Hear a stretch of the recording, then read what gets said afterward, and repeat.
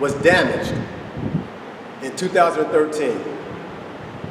And we went to Washington, tried to fight it. Congress would not let loose of it.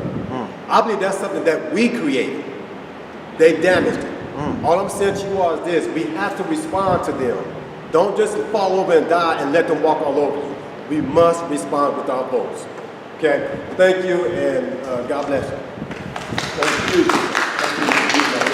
You said that's physically damaged? Like it's physically damaged. But what had happened is they've taken a piece out of the Voting Rights Act that takes away the pre-clearance.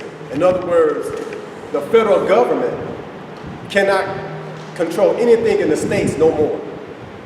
So that means that we need that back so the federal government can say, no, you're making some voter rules here that's not good for these people.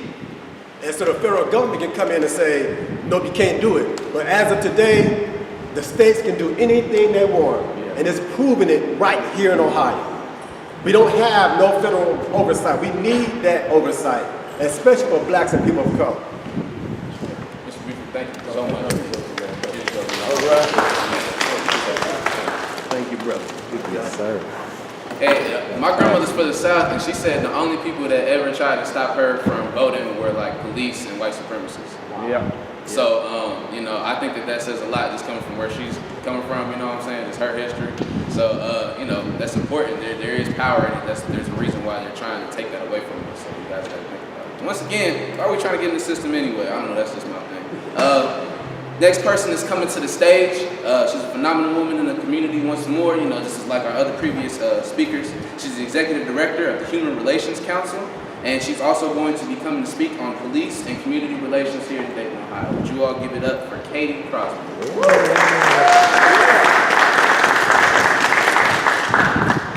evening. I'm not going to step behind the podium just because I'm a little antsy, so I like to move around. So I want to talk actually broader than community police relations. I know that is a popular topic right now. But my belief is that community police relations is a symptom of a broader issue. It is a symptom of poverty. It's a symptom of institutional or historical discrimination. And there's this foundation or this system that has been built. And because of that, it has challenged the relationship between community and police in our neighborhoods, predominantly minority communities. So I want to start off by talking overall about what the Human Relations Council is about, what our mission is, and what our responsibilities are. So I am, and my position is appointed. I report to the mayor and the city commissioners. That means that they're voted in, and so essentially I'm a result of that vote. And so I am a true public servant. I am responsible for responding to the community. The mission of the Human Relations Council is that we enforce, or our responsibility is to enforce all of the city's anti-discrimination ordinances. What that means is that we have authority by way of legislation. We have enforcement authority in a couple of different areas, and I'll talk about that in a little bit. But the reason why my position falls on the commission side of the agency is because I need the autonomy to be able to challenge city policies if they are not inclusive, or if the city is a passive participant in discrimination, or if there are concerns about some of the ways that we do things. But in addition to that, I also need to be responsive to what is happening in our community under our enforcement authority by way of the city ordinance. Now, I want to tell you all, I have not slept probably in about 2 days, so if my words sound a little bit confusing, just stop me, because I do feel a little bit incoherent right now. I'm joking. So I have some information that I'm going to pass out to you. So the way that we enforce the city's anti-discrimination ordinances, there are 3 ways that we do that.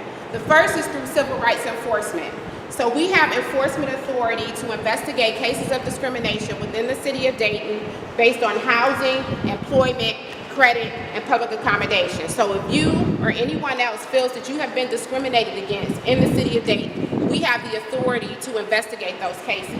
We have subpoena power, we have the ability to issue penalties, we can conciliate and hopefully make you whole in the event that you have been discriminated against, and we're able to conciliate between the 2 parties. We actually, our enforcement authority in some parts is given to us by HUD. So we have what's called substantial equivalency status. So if you are discriminated against in housing by your landlord, you can come to us, or you can go to HUD and they'll kick that case back to us and we'll investigate. So that's one way. The second is through our business and technical assistance program. So we are the certifying agent for the city of Dayton for minority, women-owned, and small disadvantaged businesses. In addition to certifying businesses, we also set goals on contracts. What that means is that if the city spends money, that project comes to us. We look at that project to determine whether or not minority and women-owned businesses that are certified with us can do work on that project, and then we recommend a goal. So if a project is $100,000, depending on the trade areas, we may say this project can have a 20% goal. Then we expect for whoever the vendor is that is awarded that project, we expect for them to do business with a minority or a women-owned business at 20%. And if they don't, we have the ability to issue penalties and hold them accountable.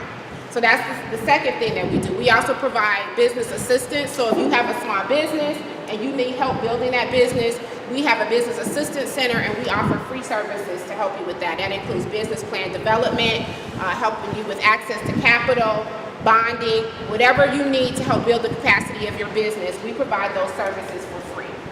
The last area is community relations, and that's what I'm here to talk about. The first is our Welcome Dayton initiative, which is our immigrant integration initiative. So it's about how do we make our community more inclusive to foreign-born citizens? How do we make sure that the infrastructure is in place so that those citizens can acclimate and integrate into our community?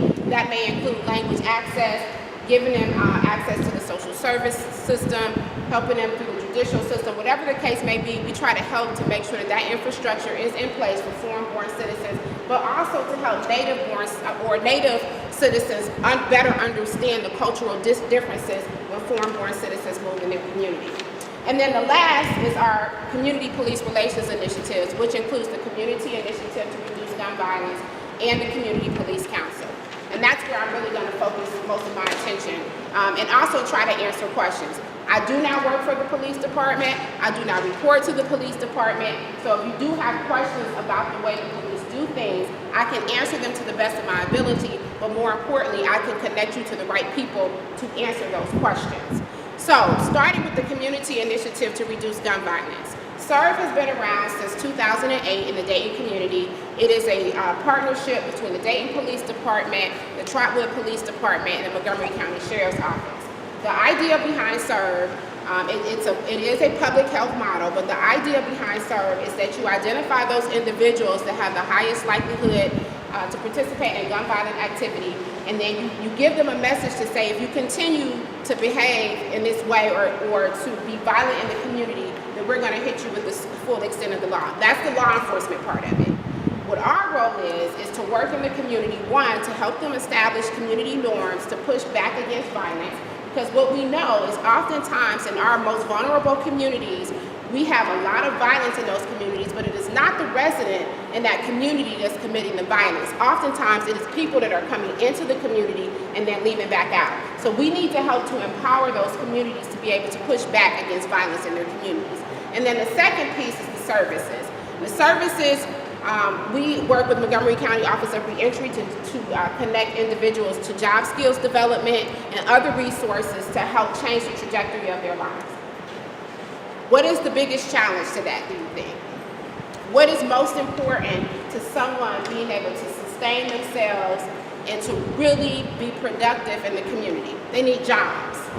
The biggest challenge to providing services to that population is identifying job opportunities, because most employers have policies set up that say, we will not hire you if you are a violent offender.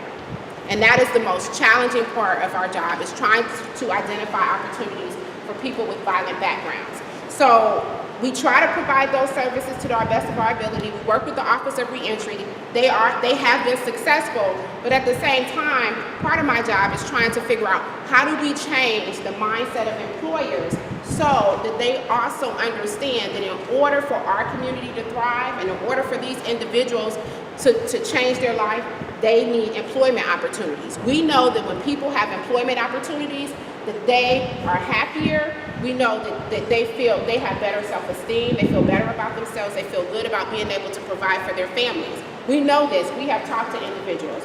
But what happens is, they'll go to an employment agency, like a temporary services agency. The temporary services agency says, okay, we'll have you work with this employer. The employer will have them work for 6 months. They say, oh my gosh, this person is awesome, we want to hire them. They do the background check, 90 days later, the person is out of there. Now, you already know that they're good workers, so why can't you keep them? Because there's a policy that's set up. So going back to the question that you asked about why can't we create our own communities, why can't we build up our own communities, it is because there are these systems that are in place that create barriers to our success.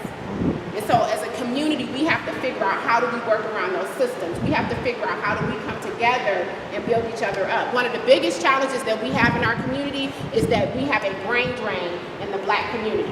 So what happens is we get educated, we get good jobs, we don't want to reinvest in our community, so we go move out to the suburbs, and then we leave the most vulnerable populations to fend for themselves. But what we need to do when we get educated, so I'm not from here, I'm from Cleveland.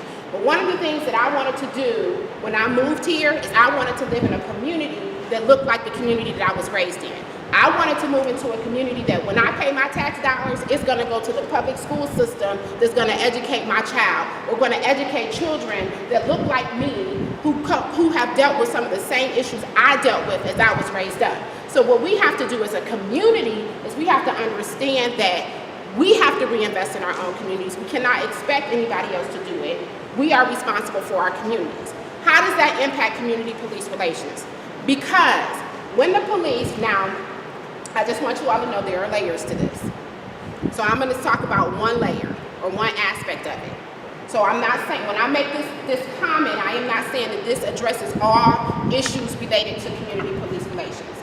But generally, when the police come into a community, it is because somebody has called. Would you agree with that? In most instances, when the police come into the community, it is because somebody has called. And they are responding to an issue, which means that they are reacting. So how can we be proactive and prevent them from having to come into our communities to respond? It is by making sure that we have community norms set up to say that we are not going to tolerate violence in our community. It is by us establishing community norms that says, this is how you're going to behave when you come into our communities. Now that's just one aspect of it. The other aspect is we have had our staff go out and talk to young people who say, I'm not going to live past the age of 18.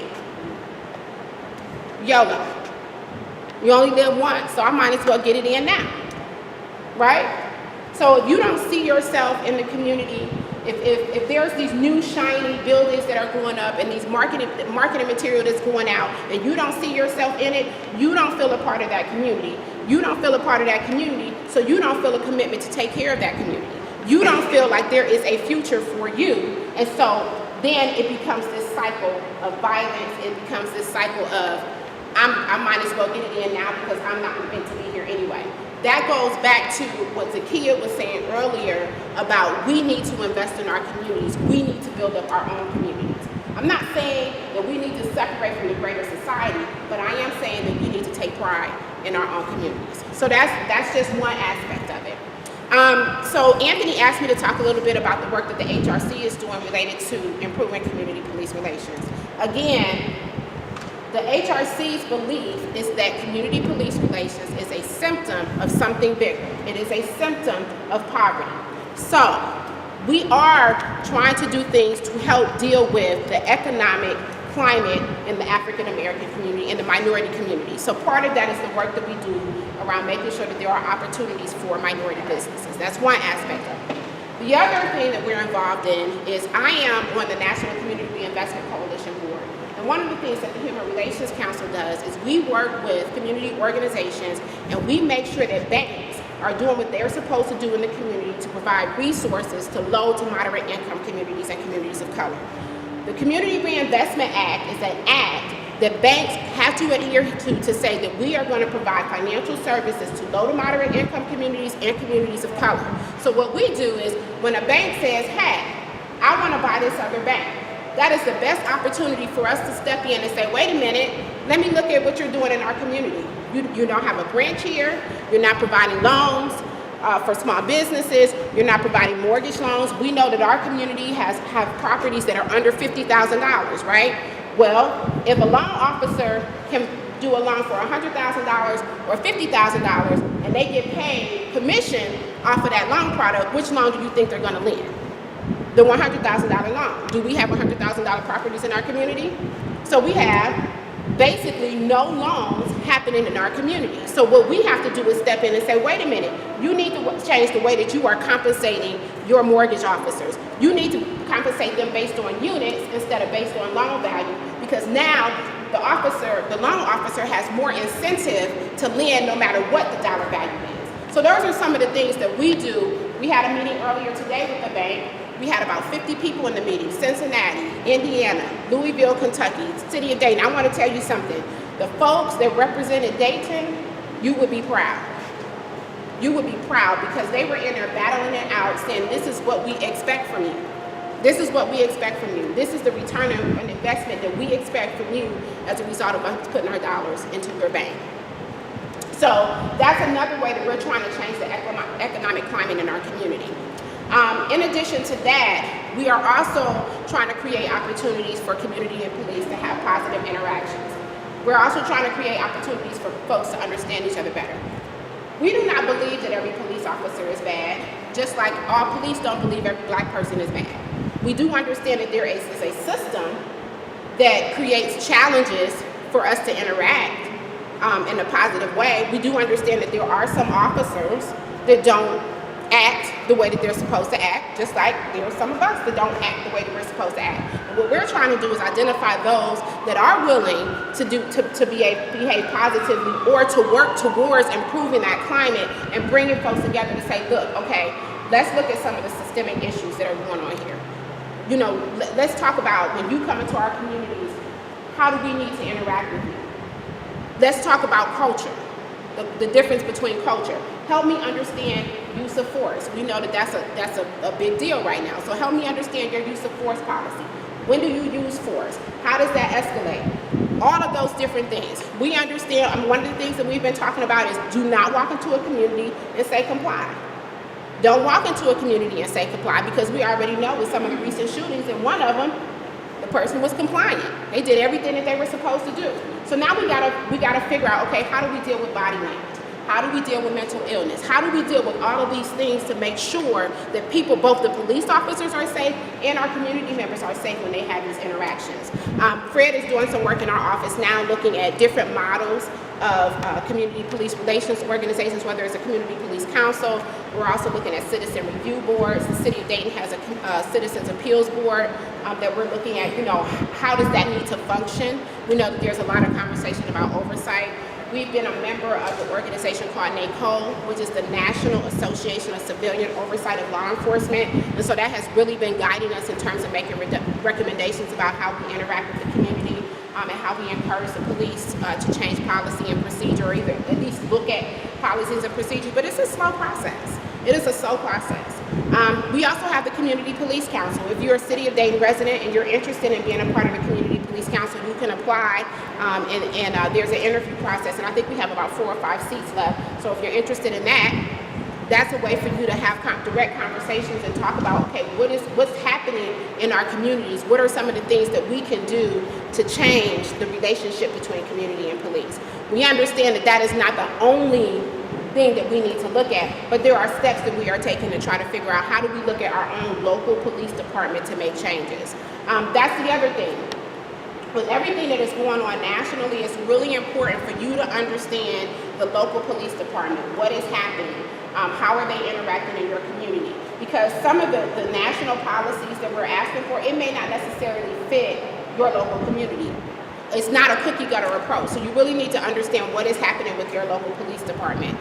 We have just recently entered into a contract with the University of Dayton to begin looking at bias in policing. So we're looking at police data so that we can determine whether or not there's bias in our police department? And if there is, what are some of the things that we can do to change that so that that does not exist when they interact in our communities? So when you talk about community police relations, there are layers, and it is a very slow, it's like a sausage making process. That's what we like to call it. It's like watching sausage, like from the time that it comes out the cow to the time that it gets to your plate.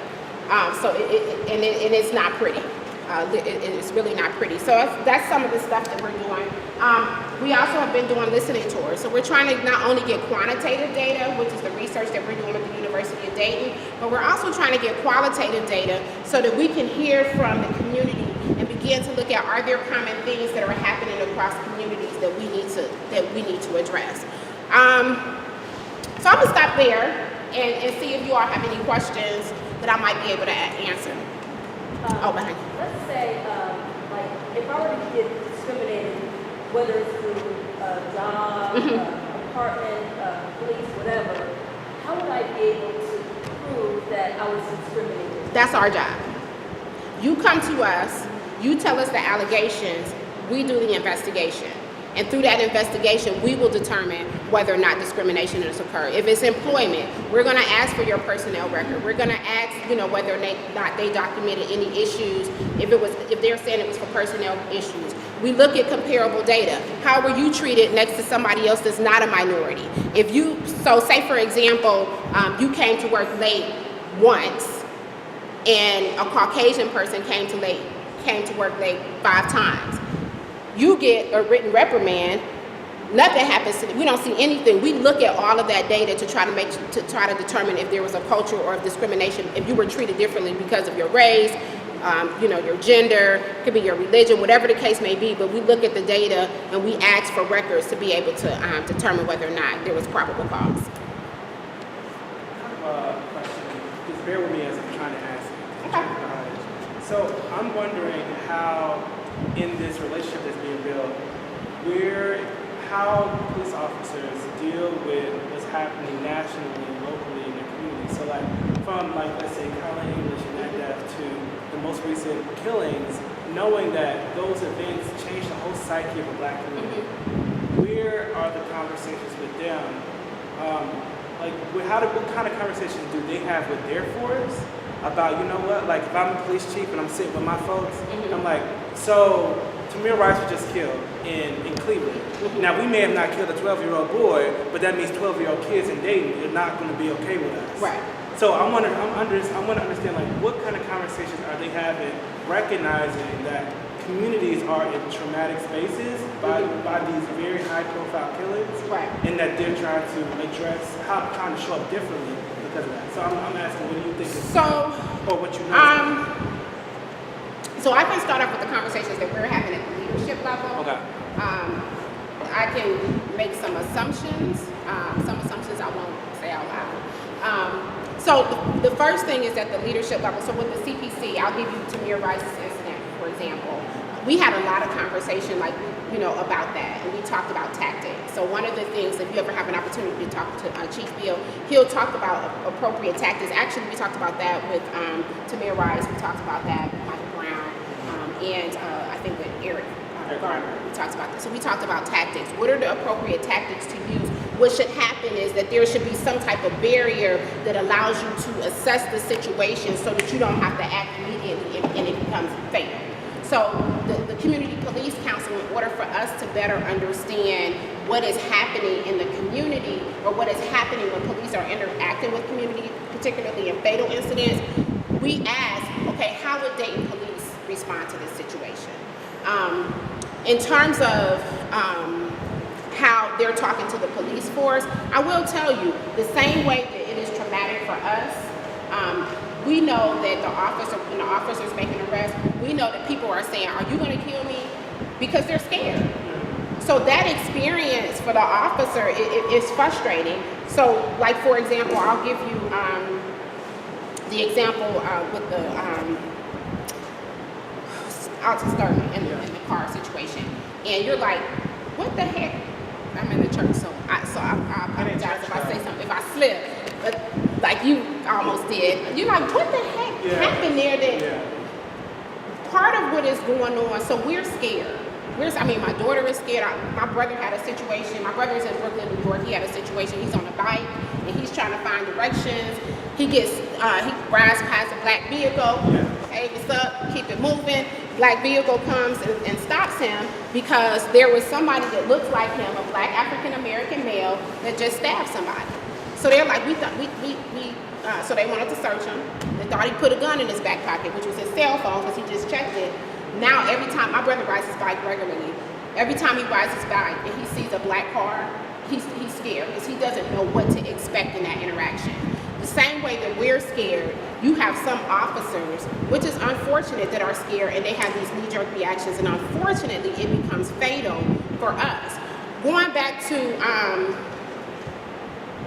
kind of going back to the foundation of discrimination, racism, and the whole systemic thing. Even amongst our race, if you look at, if I take Stephen and you, and I look at the color of your skin, and I look at the color of his skin, he is even going to be treated differently because he's darker than you because of the images that are constantly pushed out into our psyche about black people. So what happens is, and we all know that the data exists, that African Americans are treated differently in terms of use of force and all of that. So it creates this subconscious fear. It creates this subconscious fear. So immediately when I interact with you or you as an African American, the response is this unconscious fear, and then you fatally react. So one of the things that we are talking about is that whole implicit bias. Even we ask some of our staff to take implicit bias tests as well. But one of the things that we talk about is implicit bias, and how do you work through that when you are interacting with the community. Did I answer your question? Yeah, I just have one more. Yeah, go ahead. I'm also. We actually running hot on time. Oh, I'm sorry. We're gonna open at the end for a real quick dialogue, question and answer for everybody. But we're And you trying to know get the where I speakers am. soon too. We don't want to disrespect anybody else's time, to share some wisdom with the community. So, we appreciate you Thank you. and everything you said. Thank you. I don't want to cut you in your question and answer short, but she'll be here after. We all encourage all this talk and everything like that. That's why I didn't want to interject, because it's always enlightening. But at the same time, we still trying to respect everybody else that's still coming. So with that being said, I'm gonna get right into it. The next person is gonna give a brief talk about the state of mental health in the Ohio community. We would like to go ahead and give a good warm welcome to Ms. Lyrin Prince.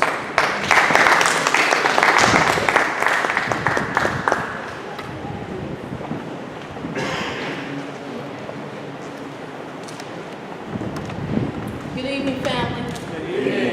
I hope I'm loud enough. I want to address real quickly a few things. My major concern for our community is our healing. Anybody who knows me, I'm constantly talking about that healing that we need. And that's exactly what you were triggering me over here. Why? We constantly ask that question, why? Why can't we come together? Why, when we start to build, it gets torn down? Why? It's what Brother Muhammad said. We've been conditioned.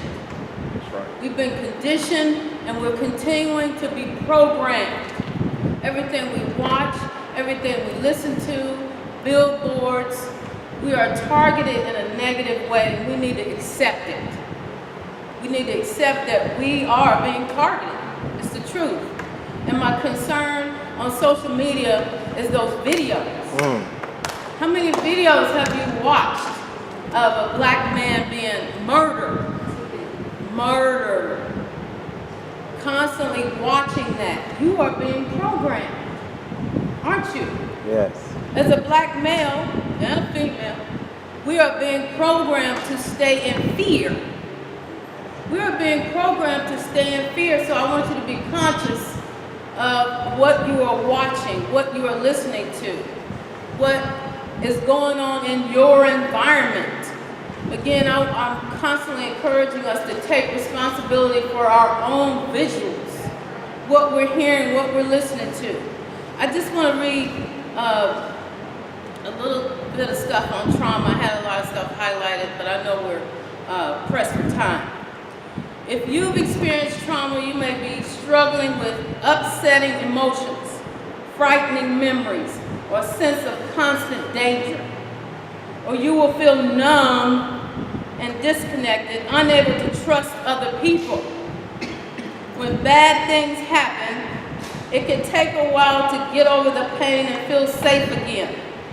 But with the right self-help strategies and support, you can speed up your recovery.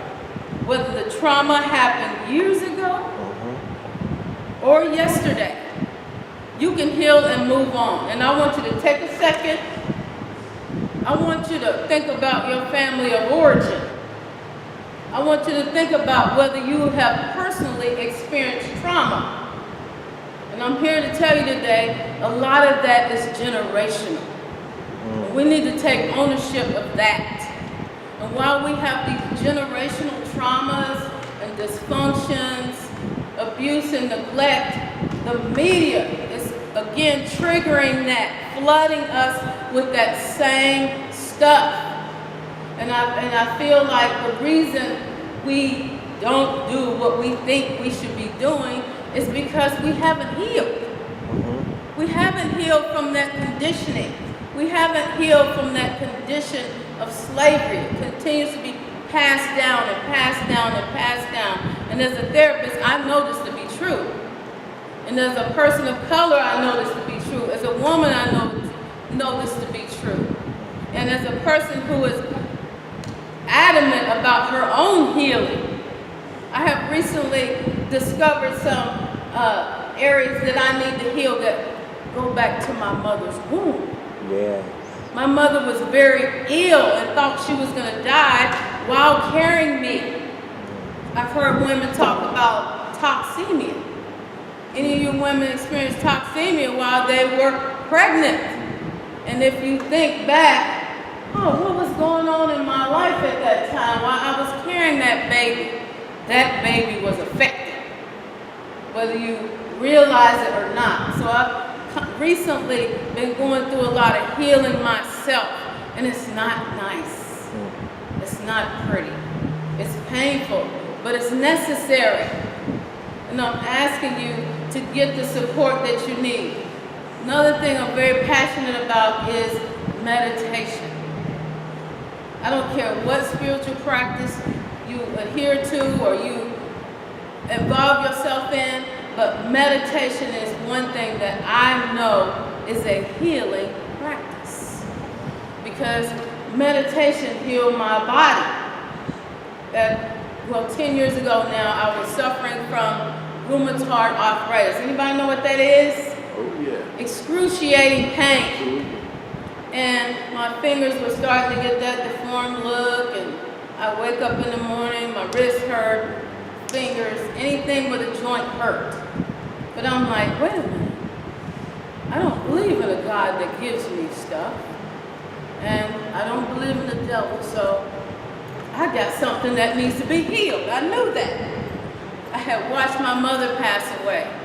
I had a divorce and all these things that came with life experience that I had not dealt with. See, we think, we'll just tuck that away back here and